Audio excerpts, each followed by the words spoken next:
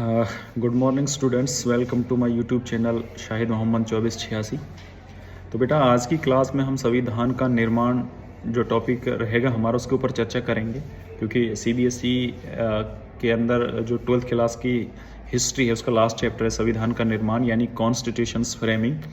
तो संविधान कैसे बना, किन परिस्थितियों में बना, लोगों की क्या उम्मीद है संविधान से, क्या क्या दिक्कतें आई संविधान निर्माण करने के लिए, ऐसी बहुत सारी समस्याएं थी, कितना टाइम लगा था, कौन इसके अध्यक्ष थे, किसने इसका निर्माण कराया था। तो ये सारी चीज़ों के ऊपर हम डिस्कस करेंगे। तो संविधान का निर्माण जो था वो संविधान सभा के द्वारा किया गया था। संविधान सभा एक सदस्यों की पूरी सभा थी। तो संविधान सभा द्वारा संविधान का निर्माण किया गया था और संविधान का जो अस्थायी अध्यक्ष था वो सच्चिदानंद सिन्हा था। उसके बाद जो 27 अध्यक्ष बनाया गया था संविधान सभा का वो डॉक्टर राजेंद्र प्रसाद थे और जो प्रारूप समिति के अध्यक्ष थे वो डॉक्टर भीमराव अंबेडकर थे।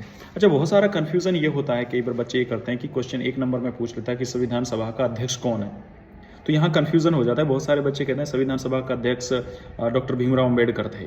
तो बेटा यहाँ थोड़ा सा क्लियर कर देता हूँ आपको, संविधान सभा के अध्यक्ष जो थे वो डॉक्टर राजेंद्र प्रसाद थे। संविधान सभा की प्रारूप समिति के जो अध्यक्ष थे वो डॉक्टर भीमराव अंबेडकर थे और संविधान सभा के जो अस्थायी अध्यक्ष बनाए गए थे वो डॉक्टर सच्चिदानंद सिन्हा था। तो ये थोड़ा सा क्लियर कर लेना। अब बहुत सारे बच्चे इस चीज़ को गलत कर देते हैं कि संविधान सभा के अध्यक्ष कौन थे। संविधान सभा के प्रारूप समिति के अध्यक्ष थे डॉक्टर भीमराव अंबेडकर और संविधान सभा के अध्यक्ष थे डॉक्टर राजेंद्र प्रसाद।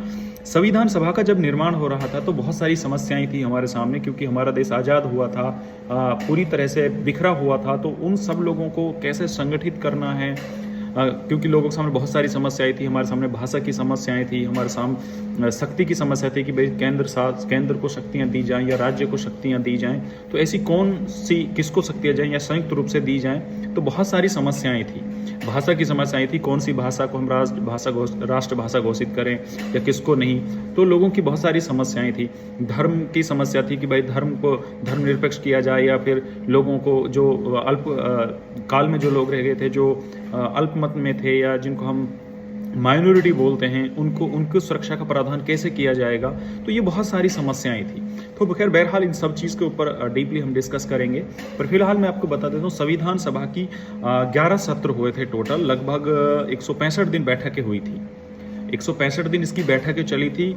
11 सत्र हुए थे इसके अंदर और लगभग दिसंबर 1949 से दिसंबर 1946 से दिसंबर 1949 के बीच